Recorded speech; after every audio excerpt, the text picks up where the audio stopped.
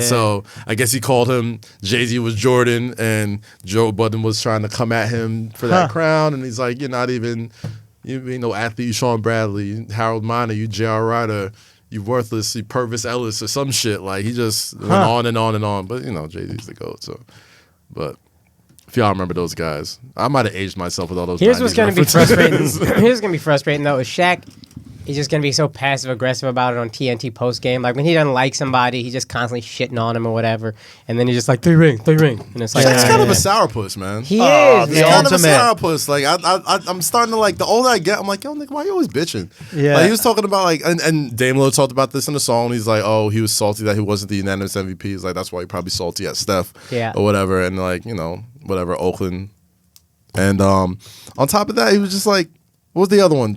Always talking about other big men and the Superman shit and like giving Dwight Howard shit. And it's like, dog, like.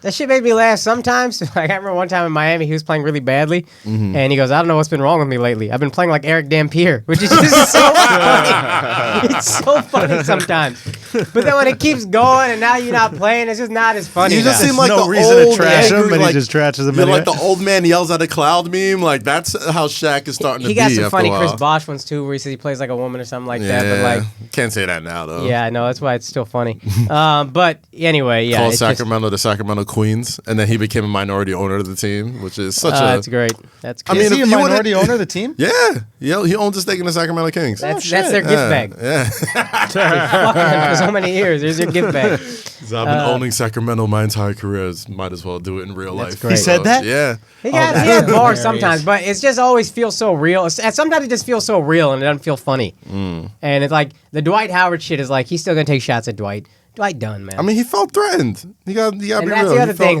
When you feel threatened, sometimes you just take these shots. He felt threatened by Dwight. And he knows he took an L on this rap song, so he's gonna take his shots throughout the season, and that's gonna be annoying. But it was a very entertaining rap beef. Fair enough. Kenny Smith will keep it real with him though. He'll be like, "Nah, you got smoked." Charles will too, and then he's like 3 rings. And it's just same fucking cycle. Same shit again, Shaq. You need another one. Well, 4 rings, right? He got 4. He got one in Miami. Oh yeah, 4 rings. Yeah. Well, Flash carried him. And the refs. I got to bring this up, and we can move back to sports in a second. But this guy came up to me after the show in Sydney, and he brought up this hypothetical, and I thought it was quite interesting. You guys chew on it. A guy buys like a massive yacht. Okay. Like one of these like super fancy yachts, right? And he only hires black people to be the staff for the yacht. Oof. Is that racist or progressive? What kind of staff? Like captain of the ship?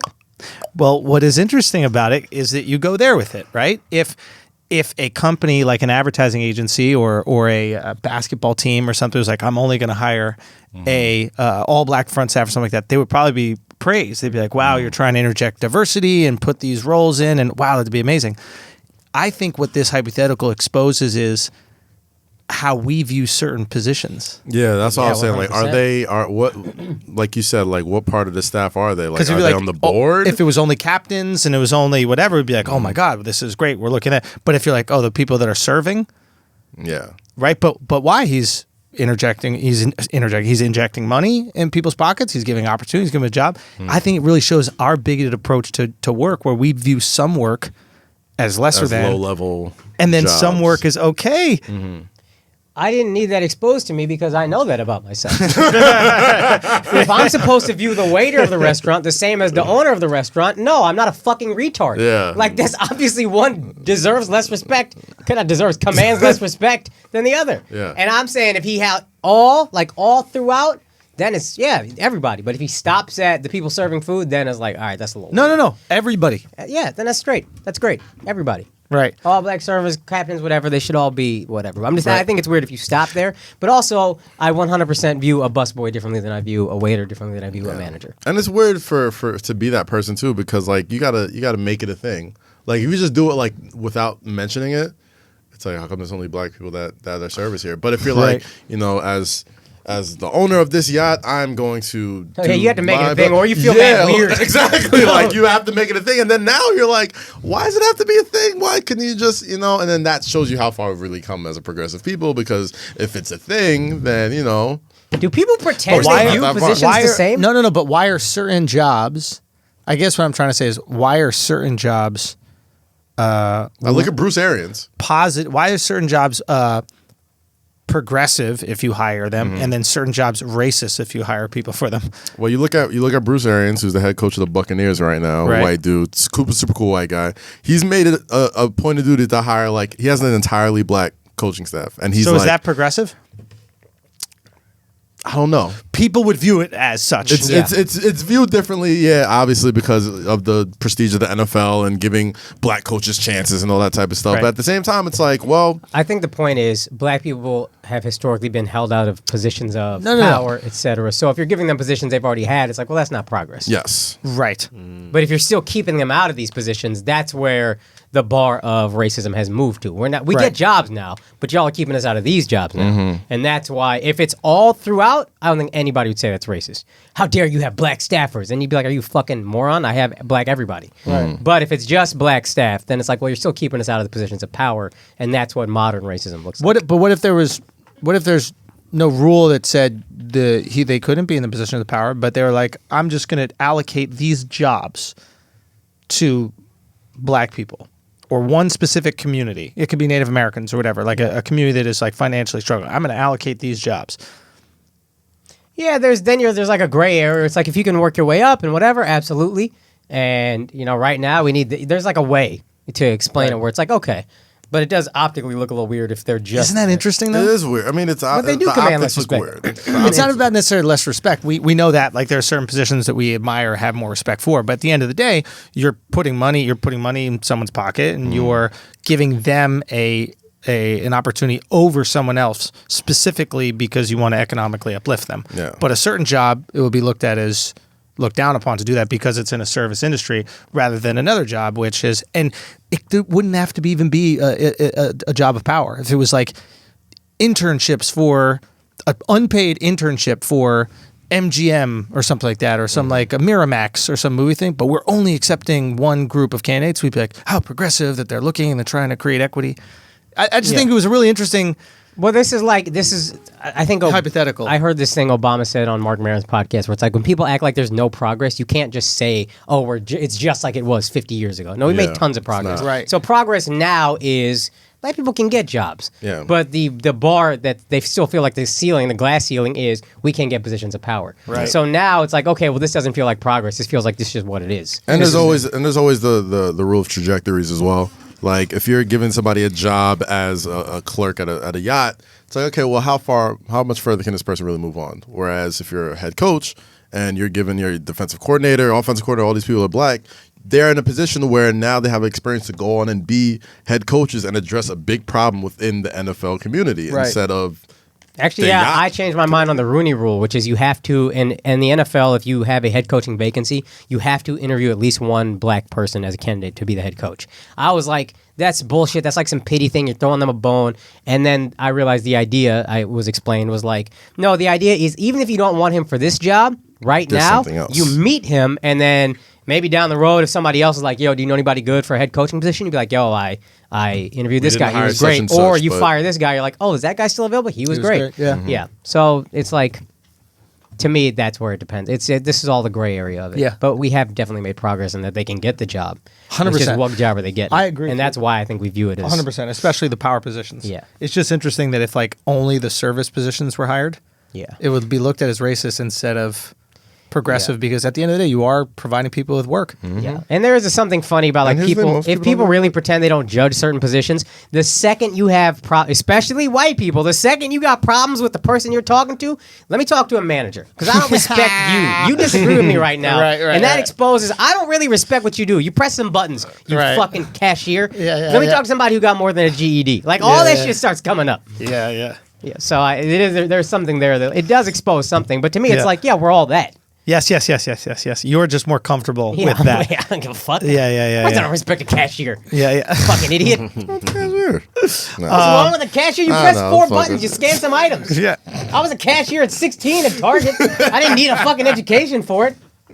Teach you skills. I don't know. I've never What skill? I didn't get any skills. I've never been a Oh, hey, this cashier. line is long. Let me go grab some people. What did you used to do? I was before? a cashier when I was 16. That was my first job. As soon as I turned 16, I was like, I want to get a job. I want to do this. I was a cashier at Target and like the worst like employee they ever had in terms of like they literally would debate like, is he the worst employee we've ever had? Because I just didn't give a fuck. Like if this is the bottle we're selling these water bottles, you have to, and this is the front of the shelf. You have to make sure you pull it to the front of the shelf, and it's all facing the front, and they're exposing the label to people. And I was like, guys, this is idiotic. What are you doing? I always And find I'm that telling you shit something, I didn't interesting, deserve any yo. respect back then. I hear you. You didn't think you did you didn't. People disrespected me. I'd have been like, you got that. You are 100% right. God I got damn. disrespect. I don't like when I get disrespected by people in service. Yeah. Oh, yeah, that shit drives It's like, me. yo, you're it in really service. bothers me. Yeah, because you're supposed to provide me with a good experience. Yeah. Like today, You work in service. I don't. Yeah. So yeah, sir. Like, or just don't be a dick. Like today, I was getting a coffee at La Colombe, and I noticed the attitudes there, boy. Yeah, they do. There's a fancy coffee shop, and I noticed the barista, some like Puerto Rican looking guy, was poured an entire cup of half and half Yo. cream, Yeah. and then just poured it over ice, and then poured a single shot of espresso. No, he hadn't poured the shot of espresso. It was just an entire cup of half and half cream, and I go, I'm sorry. Is somebody doing a latte made of all half and half? Yeah, that's repulsive. That is repulsive, right? Repulsive. That is at bare minimum reasonable to ask about. Yeah. Right? Yeah. Like part of me was concerned he was making the wrong drink and he didn't even know he was making the wrong drink, right? That's not a crazy question to ask, right? I go, is there a drink that's made with that? And then he goes, yes, it's a bobbity boobity bop or whatever the fuck it is. Like, but like super, like I should know about this fucking Do the drink. actual reenactment because right now I don't see him. You made him sound like almost nice about it. He goes, yes, it's imbatabuto or whatever, like Yeah. some like Italian. Like you should know this. Yes, it's a babatabuto. And yeah. And I'm like, hold on, it's made with half and half entirely? He goes, yes, it's a babatabuto. Okay. And then just kind of like walks away. I linger to see what fucking animal was going to order that. And some bitch was drinking an entire fucking cup of half and half. Is that not insane? That's repulsive, dude. I like just got into coffee like a month ago, and like, that sounds disgusting. Like even to a me. cup of milk is Like, crazy, yeah, like, right? Like you ever just sit and watch people just drink a glass of milk and not just think there's cow's something, tea. there's something off-putting about you being a grown person drinking milk. Milk Listen, by by itself. I'm You're not a Hindu, so fucking I'm not kid. gonna. I'm Hindu, so I'm not gonna disrespect no cows up in here. But, yeah, I see where you're going. I see what you're It's, saying. it's But weird. It's not weird, but you just look at it like, yo, milk. Bro, That's there's it. some- It's a something called- reasonable fucking question to ask. What if that's a fucking drink? Don't act like that's not reasonable. Yeah. Do you know what I'm saying? 100%. It's a fucking reasonable thing to ask. It's like if you're at a barbershop, right? Somebody's like, And yo, somebody just is- take all this off. No, you know what it's like? It's if you're at a barbershop and then someone serves a fucking drink made out of half and half. That's how fucking absurd it is that you would drink out of a fucking thing of half and half. And the fact that all you could say is actually, yeah, it is kind of crazy. It's a rare drink, but some people get it. That's how you answer it, right? yeah.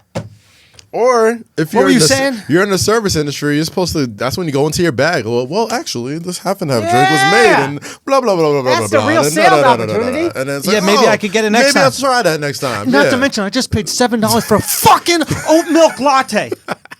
That cold brew. That draft. That No, draft I didn't joint? even get the draft. I got an Oh oat my milk. God, It's bro. mostly oat milk, and then they put the espresso in it. But I paid $6.50 each for that. Yeah. I paid $13 for coffee, and then this guy gives that- me attitude about a question It about was at half La and half. Colombe or Gregory's? No, it was La Colombe. It wasn't this one. Yeah.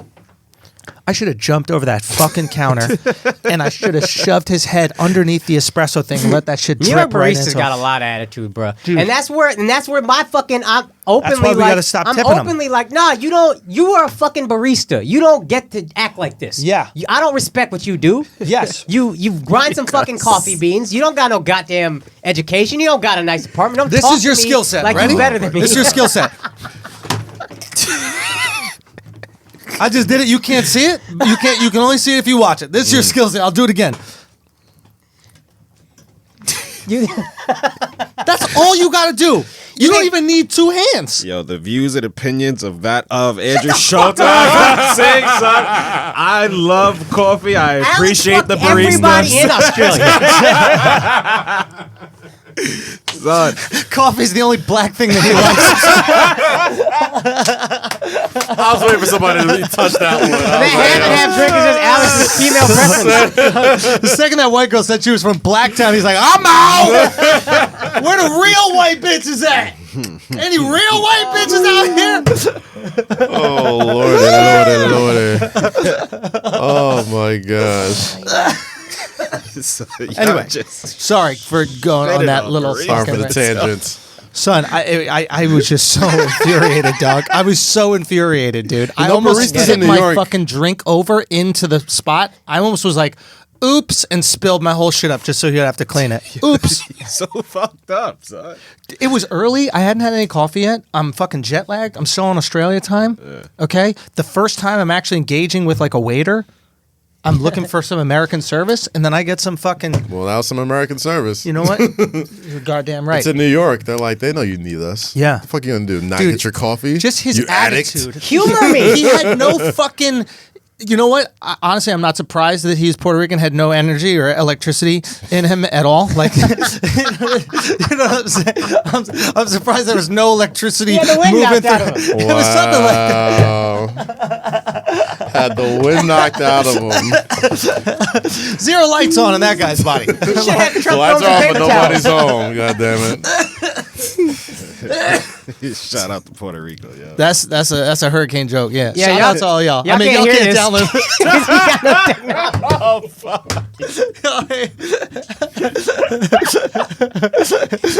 You lighten up your whole house with some bicycle out front, some kid pedaling that shit like a fucking hamster wheel. That's why they're so loud. Is because that's the only method of communication they got. Hear each other. They gotta keep the house on with kinetic energy. Just salsa and the AC on, just back and forth, baby, back and forth. Oh, fuck. Playing their music with a crank. Okay. All right, back to what we're talking about. All we have, right. we have more shit to talk about, guys. Come on. Oh yeah. We got more shit to talk about. Let's do it. boy. Let's talk. Oh man. Let's talk about it. Yo, I don't know if there's so many little NFL games, but there's no stories that really caught me. You know, Vontaze Burfict got suspended for the rest You of the think year. he's done? Oh, he's out for the rest of the year. That's right. I rest of was the season. suspended for the rest of the year. Can we look at the hit?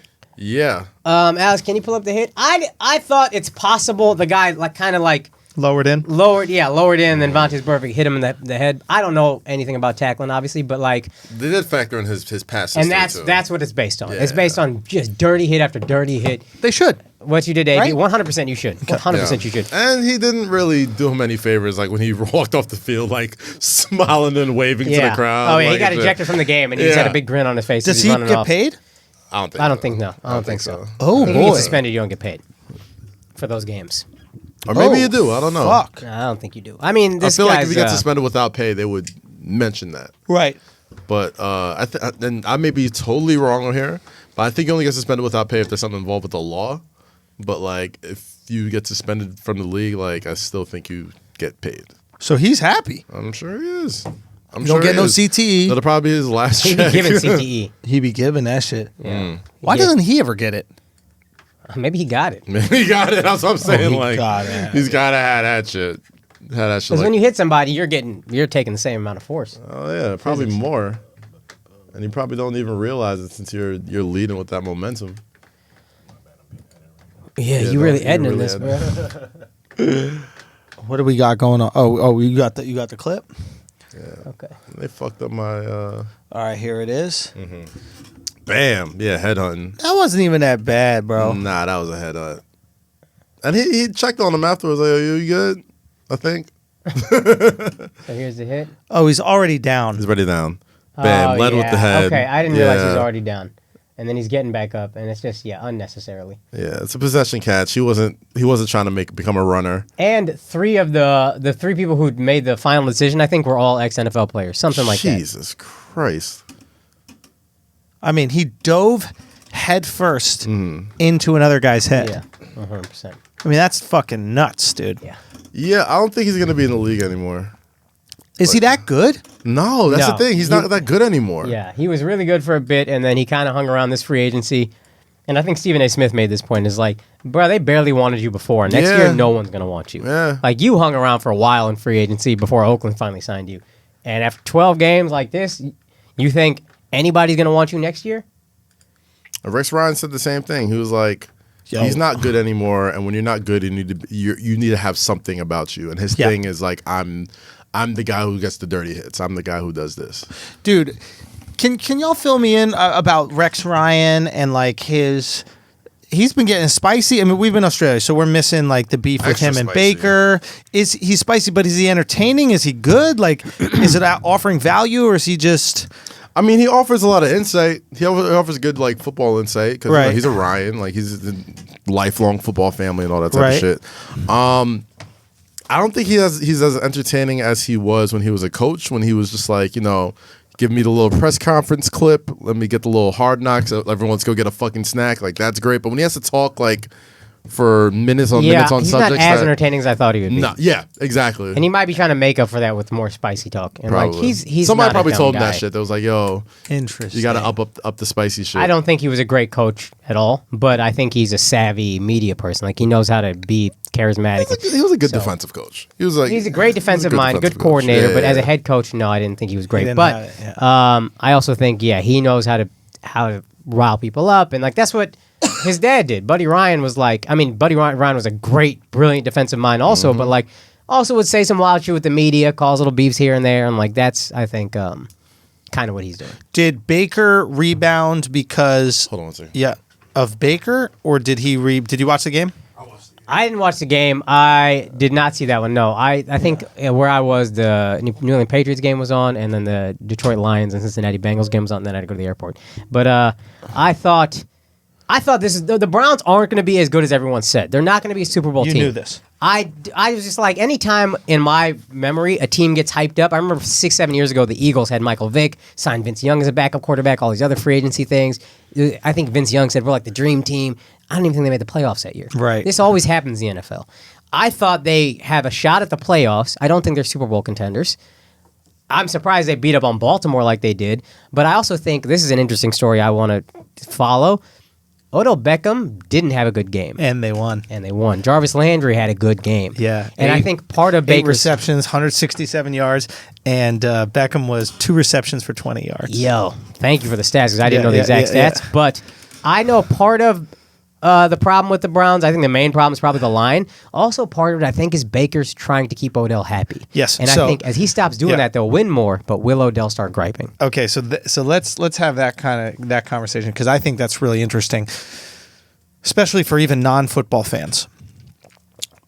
There's a tricky thing that happens with football, right? Which doesn't really happen in other sports. Like in baseball, you're going to have your at-bats. Yeah. As long as you're in the lineup, you're going to have your at-bats. Yeah. Basketball, you're going to get your touches. Yeah. And even if you don't, you can get them in transition. You will touch the ball. You will fucking touch the ball. Play some good D. Yeah. You can get a steal. Be active on the offensive glass. You can find ways. Yeah. Rebound. Just find ways. You can find ways to put yourself in the game. In football, if you're a wide receiver, you get the ball if it's thrown at you. If you're targeted, and you could get targeted 4 times a game sometimes, 6 times a game. Who knows? So here's the thing.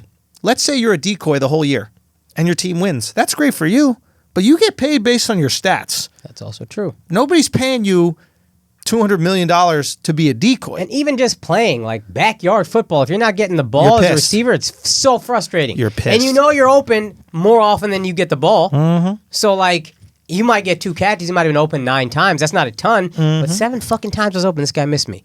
And I think that's part of why wide receivers are driven to be divas so much. There's something about it that drives you crazy and you need attention or whatever, but like, I think Odell is a big diva. Oh, he's 100% a diva. Yeah. How he reacts to this win is going to be very interesting.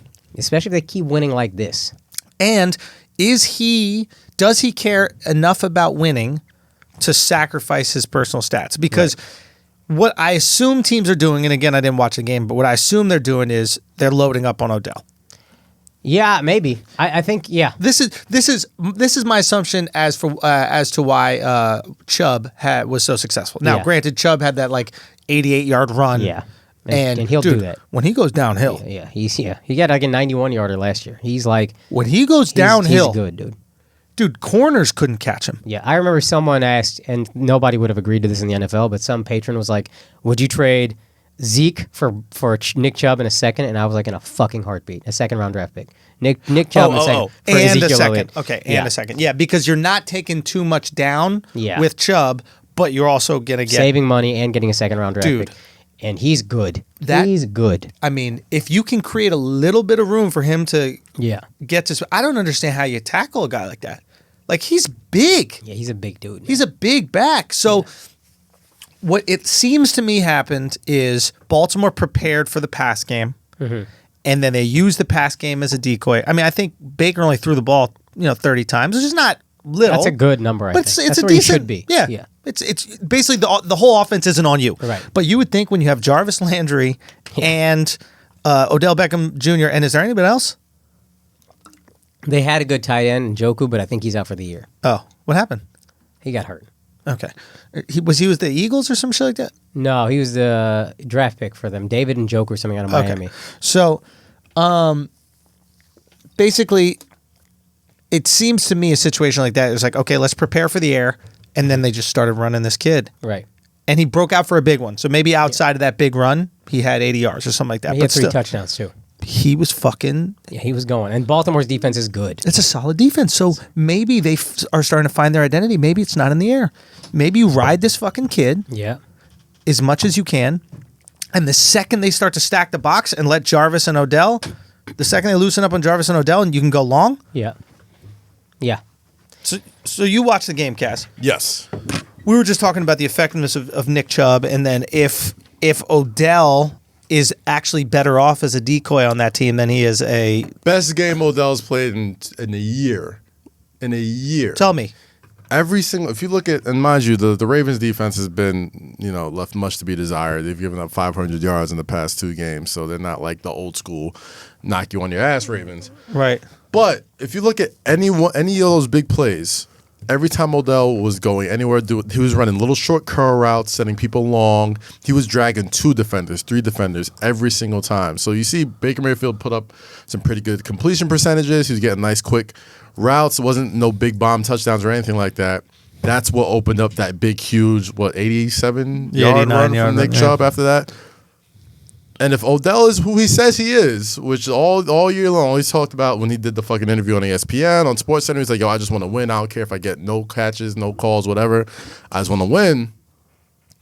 That's what will make him a better player. Like knowing that you could win games with him, not becoming a fucking distraction, fucking doing what's the best for the team right now. Because Jarvis Landry is just as good as Odell Beckham. Cooking. Just as good as Odell. And that's your man.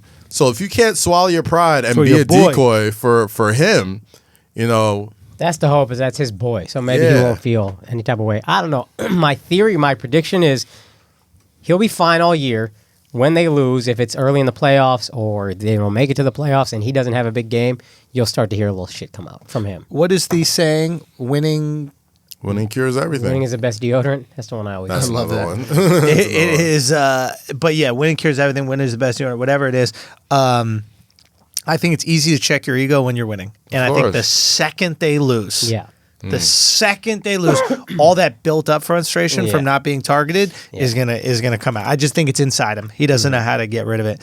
But at least Baker had a game where he looked solid, or no? He looks solid. Baker's going to be fine, I think. I think solid. Baker's going to be a good quarterback. The quarterbacks are going to go through ups and downs. Kaz always talks about the second year they got tape on you. I think his line is not good. So that's the other thing. If you don't have a good line and you have two guys that are actual downfield threats, Don't matter how good you are, you don't Yeah. got time to get it out. You Now- don't got time to get it out your hand. the way, and again, a great football mind would know what to do in this situation. But if you do have like a running threat, do you do a lot of play action? How do you Play create? action is a good way because that's what Dak is really good at play action because Okay. Ezekiel Elliott's such a threat that the second he pretends to hand to Ezekiel Elliott, they'll take Freeze one the split safeties second. a Yeah, little to bit, freeze yeah. and look at him. And that's all it takes in the NFL is that one stop. Oh, it's Yeah. fake. And then you can get a 60, 80-yard touchdown out of that. One of those double moves on a play action. If they bite and you got a deep threat, that's what you're hoping Yeah, for. you froze the safety like Kaz said. The safety Oh, was you're first. freezing the safety Yeah. on Freeze the the play safety, action, free the not linebackers on a I cross. thought it was linebacker, but you're freezing everybody. The only reason why it helps the line is because a lot of times when they play action, they bootleg a little bit, so you're Yeah. not just backing up. You're either getting a little backing up, runoff, you're getting- too. Yeah, you're getting a little away Interesting, from the, interesting. So let's say I'm Dak Prescott. I fake a handoff to Ezekiel Elliott. He goes left. Everybody for a split second goes Shifts. left. And then if I run a bootleg where I keep the ball Yeah, and kind yeah. of run out to the right, Yeah. I have all this real estate. There's no lineman in my face. I can see the field clearly, and I can throw. And then you have your one guy who you hopefully you have him on single coverage. Yeah. Or Right you now- hopefully have shifted the safety Yeah. away enough. Okay. And there's times where they're not fooled, and you still got your back to give it to. Like if nobody's open or the line's not fooled or safety's not fooled, they're still coming to you. You still got the guy who just faked the handoff to either do a quick Dump it off to him or screen or Right. pass or whatever, and So maybe they hopefully they'll find get their hit by that. identity through that. I mean, Baker is mobile. This guy can, he's an athlete. Yeah, I think people really gave Baker a lot of shit. You said he was average multiple times. I You did be say- I on was one Twitter of like them. he's mid. Yeah. I was one of them, bro. Like You I mean, are. This week, I was looking at your Twitter I saying it. absolutely am one of them. I think he earned the shit. You know Right. what I mean? Like the first couple of games, he With was one putting game? up wild numbers, and yeah, he's earned the criticism. Right. And when you talk about mid, like yes, he is mid. I could name 14 quarterbacks that I take before him. There's 30 teams in the NFL. That is by definition you are mid. Oh, if I'm building a team, he's in the top 10, I think. Really? Yeah, I mean, if you're doing a fantasy draft and you're picking a quarterback to build a team around, like maybe you take him first, but I don't know. No, I What would about take him this? first, but What top about 10 this for kid sure. Gardner Minshew? Dude, I Minshew. fucking love this That's my red Tell fucking me guy, again. We yo. missed all this shit. That's my We're away fucking for 2 weeks. guy. So The first game, yeah, Nick Foles breaks his collarbone. That's Yes. like a 10-week injury at least. yeah. This kid, Gardner Minshew, 6th-round draft pick, I think. Out of what school do you remember? What school? Mississippi Washington Central. State. Oh, I thought it was like some Nah, weird Washington little State, school. the Wazoo, Wazooskis or whatever the fuck. That's Missouri. No. Well, he's from Washington. He went to Washington State. Okay. Same school Klay Thompson went to. Okay. And apparently he played well. And then I saw his stats. They looked all right. And people were just like, no, this kid is good. And I was like, what are you talking He won the Golden Arm Award in college as one of the best quarterbacks. Apparently he played well is what everybody's saying. I was like, his stat line doesn't look crazy. I don't know. Yeah, They yeah. didn't, whatever. I don't know. Yeah. Second week, same thing. They lost again, but everybody's saying he looks good. I think the second week. Then they beat the shit out of the Titans on Thursday Night Football a week and a half ago. And then last week, they're playing the Broncos. They're down 24-23, and then he drives the Jags down for the game-winning field goal. And this guy is good. Fell to the 6th round, I think because he looks like a country-ass boy. Yeah. He scored a 42 on his Wonderlic, which is like a crazy high score. Interesting. Had great stats in college. Got tons of moxie. Like this just seems Lot like of the moxie. guy. He's a lot of he's a moxie. moxie He got the guy. Moxie Award right now. But you know what his moxie is? It's intelligent moxie. yeah, it seems like it. He knows what he's doing. Everything is specific. Like the short shorts, the cutoff jean shorts. You're The too mustache. you're too young to not know what you're doing. Okay, yeah, like yeah. short jean shorts are a thing of like our parents' time. Right. So you're reflecting upon that, which means you have to be aware Yeah. that it was something cool during, like, Fast Times at Ridgemont Yeah, High. yeah. Like, the guy is smart. When I looked at him and I saw the way that he leaned into the character Yeah. and he's leaning into the absurdity of it, I think he's a guy who's very aware. Self-aware, Yes, yeah. not aware not only of who he is, but how people perceive him. Right. Well, I don't think it's a perception. I think that's who he is. Like But his what I'm name saying is is- Gardner Minshew II, and I think his dad's name was like Lucas or something. Right. What I'm saying is you can't be that without choosing to be that. Cut off jean shorts is a cultural thing of the past. Yes. So you are choosing to lean into this past, like, kind of like hippie look or whatever. And And I think the reason why people are really on him is because of the Tom Brady comparisons. there was a lot of 6th round. So it was like I'll read something that's from Yard Barker. It's very early to make these kind of bold pronouncements, yet some comparisons have been made to Tom Brady. After all, both were selected in the 6th round. Minshew, who played at Washington State for Mike Leach, was picked 178th. Brady 199th. They both got the shot early in their career when the established star went down with injury.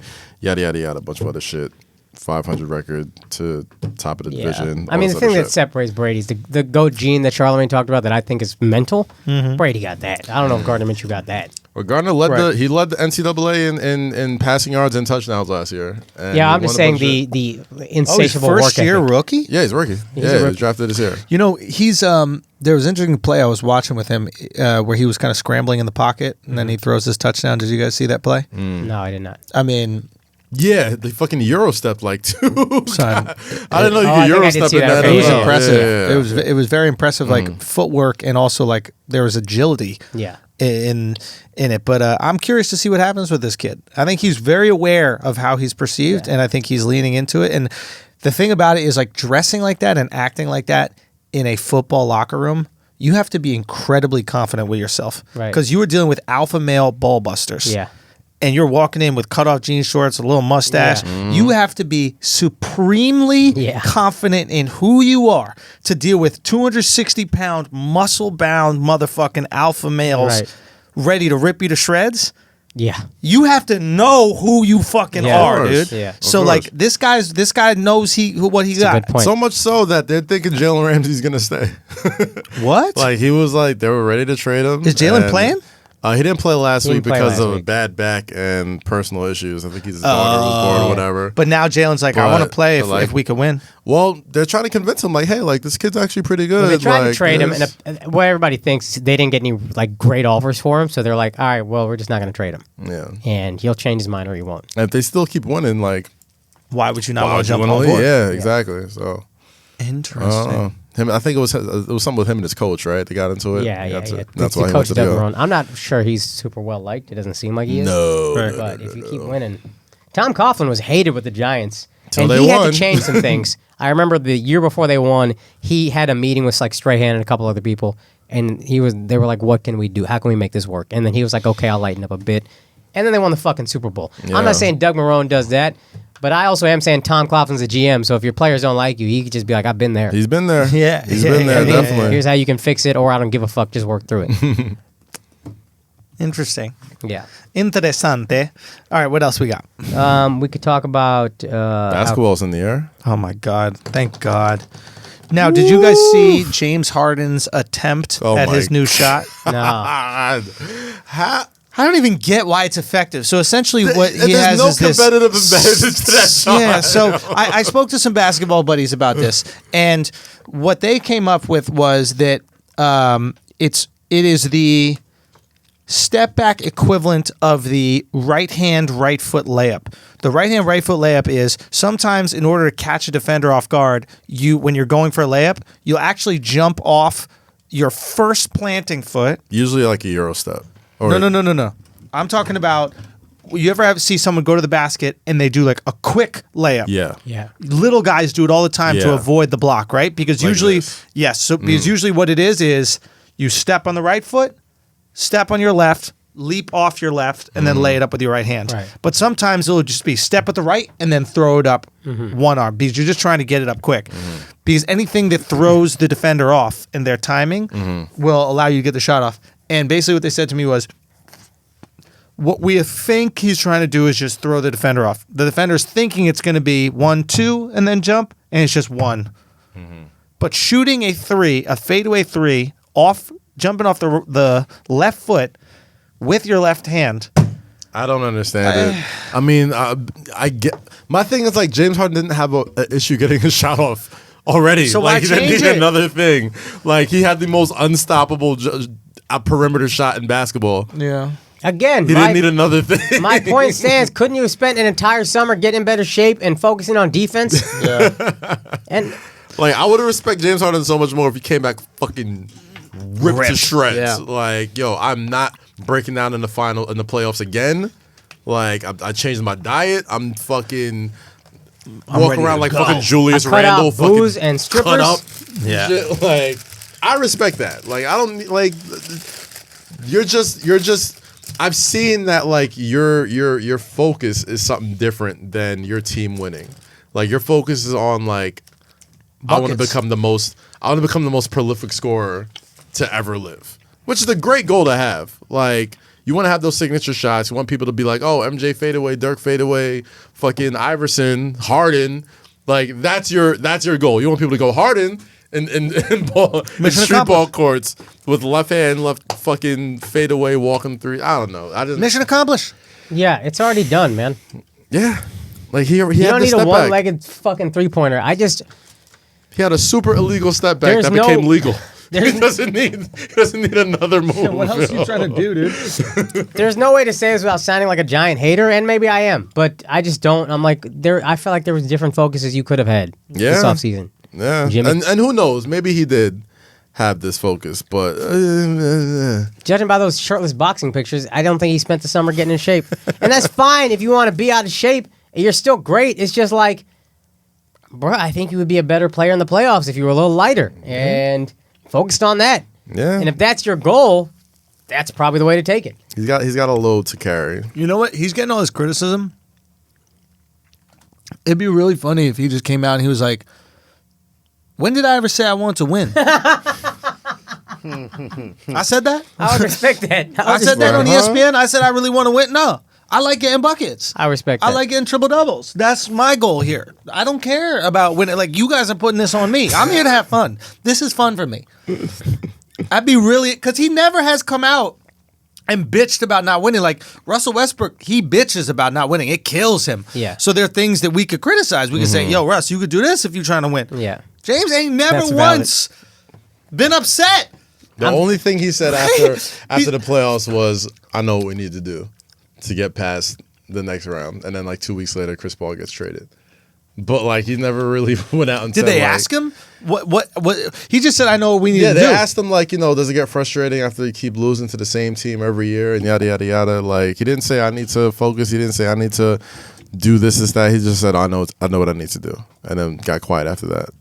He said, I know what I need to do. So I think it was I know what we need to do. Yeah, I think it was I know what we need to do. Yeah, but I don't know. I know what we need to do. The exact That's same still, shit. still gonna be my favorite duo in the NBA this year. It's going to be interesting. We'll see what Fucking- happens. I'm excited to see it. Instant league pass team, those guys. Some dancing. Finally, Yes. Russell Westbrook has a dance buddy that isn't like a fringe NBA player. Right. It was always a guy who Like was Cameron Payne. yeah, who's 3 barely in weeks the out of the league. D League, 3 weeks out of playing in China, and finally he has another like elite player that he can gosh. dance with. It will be good. Oh my gosh, there was a lot of NBA media talk this week. About I mean, it was media day for a lot of NBA teams, so it's the official start of the NBA season. when so does the preseason start? well, there was a preseason game last night. The Rockets played the Shanghai But Sharks. that was like fake preseason. yeah. When is preseason? I want to say it's usually like mid-October, usually like the next like week or two. But I think they got to be starting in the next week. Probably sooner, 'Cause yeah. The end of the start of the season's end of October, right? yeah, Yeah. First Let's game's go. usually right after Halloween. I wish they would just push that shit to Christmas opening day and then play through baseball season. I don't know why yes, it's so yes, fucking yes, hard. yes. Yeah, the first.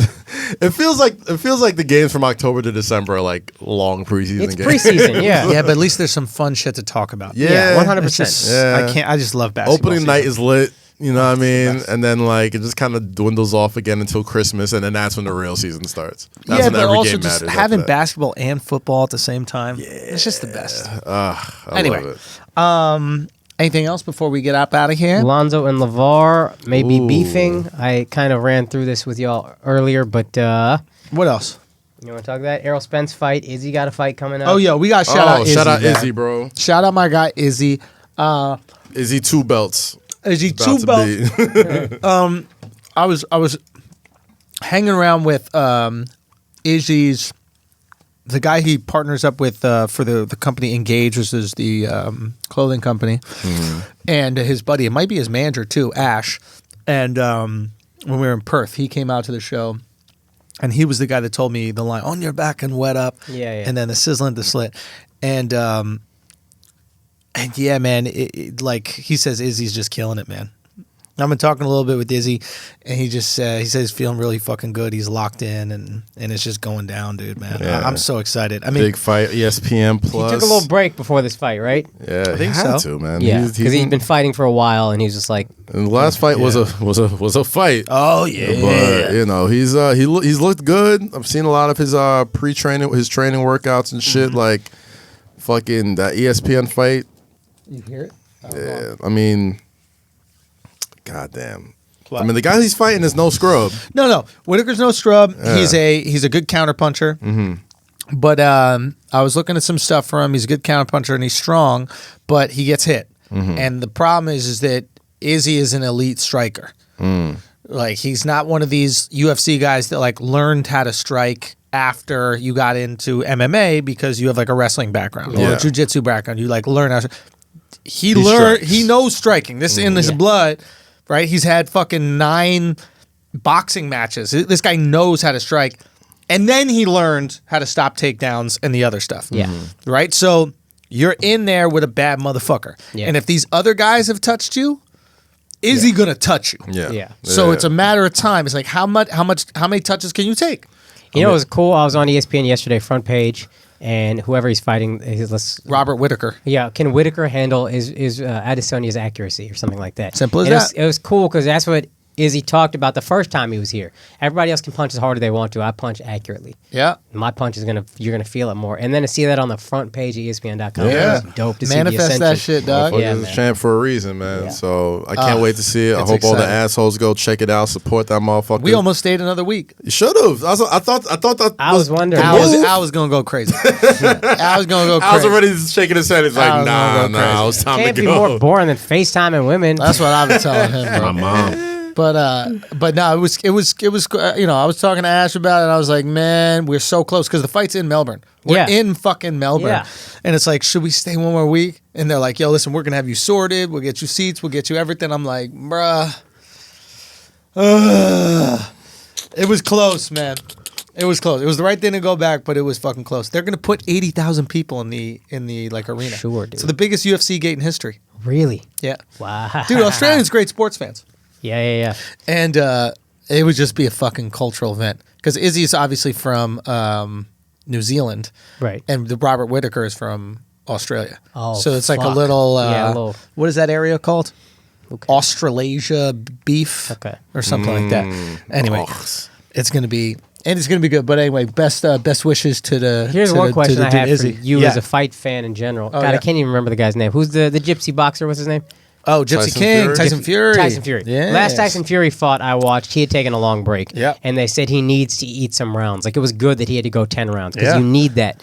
Does Izzy need to like this thing to go along and does he need a couple rounds to warm up? I don't think so because I think what they say is when they say eat rounds, they're like, you need to put in rounds because you might be in a fight that goes the distance and you want to know that you can go That the you can distance go. because a fight is different than training. Even if you try to train so hard, like, you know what they'll do is they'll put a new guy in every single round. Yeah.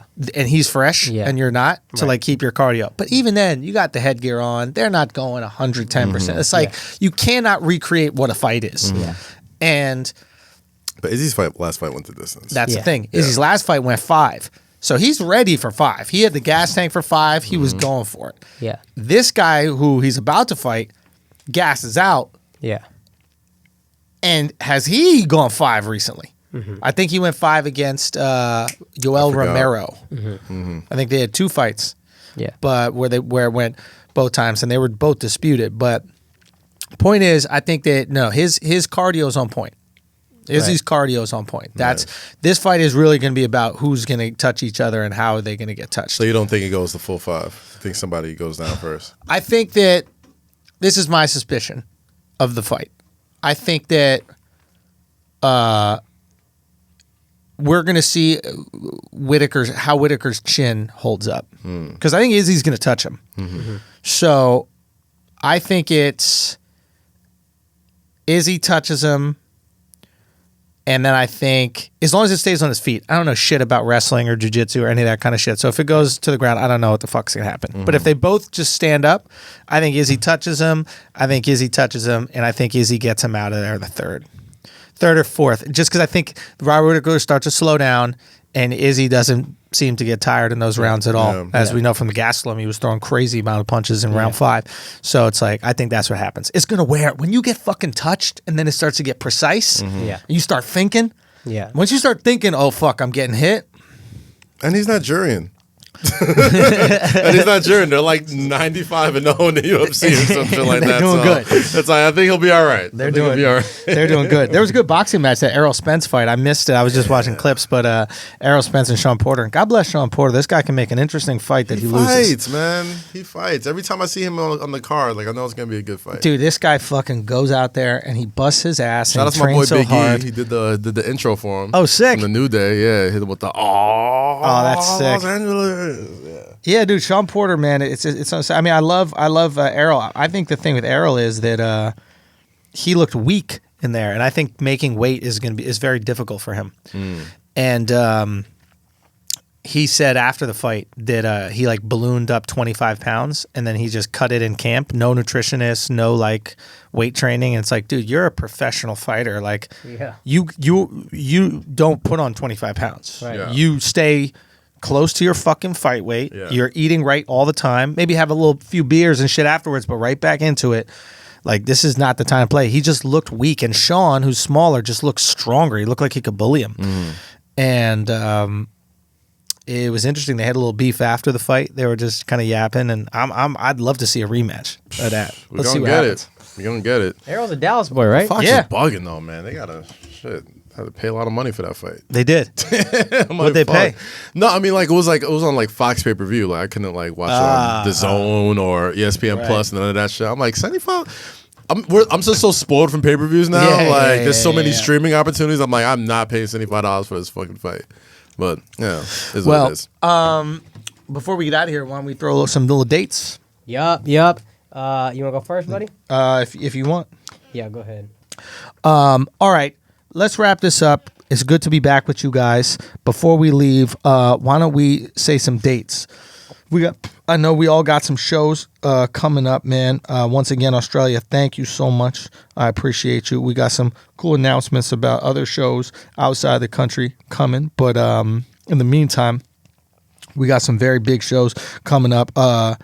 TheAndrewSchultz.com is where you can get the tickets. We're going to be in New York most of October, but we are going to Palm Beach, the Palm Beach Improv. That's the 26th of October. Then we're out to the West Coast. Chico, California, November 1st. Sacramento, November 2nd. It's sold out. November 3rd, early show is sold out. We added a late show. So, late show, November 3rd. You can get that. Then we're coming back to Connecticut, Norwalk. Then Boston, New York City, Seattle. It keeps going. TheAndrewSchultz.com. More dates added. Make sure you go check it. Akaash, what you got? October 11th, that is next Friday. We are in Minneapolis at Sisyphus Brewing, 2 shows, 8 and 10:30. The next day in Detroit, we are at the Independent Comedy Club at 9 p.m. That's October 12th. November 7th through 9th, we're in San Diego at the American Comedy Club. November 10th, we are at the Tempe Improv. That's a Sunday. Come through. November 14th, the Hartford Funny Bone. Also, one last announcement. I'm planning this wedding. These motherfuckers are criminals. But I'd rather pay y'all. So if you got some shit you do for weddings, just holler at me. I'd much rather pay an asshole than pay those assholes. I hear that. October 12th, 2019, Dussepalooza is rolling through D.C. for Howard Homecoming. Jay Murphy, DJ Scream, DJ Academics, not that one. DJ C Styles, Where's Nasty, and DJ Schemes.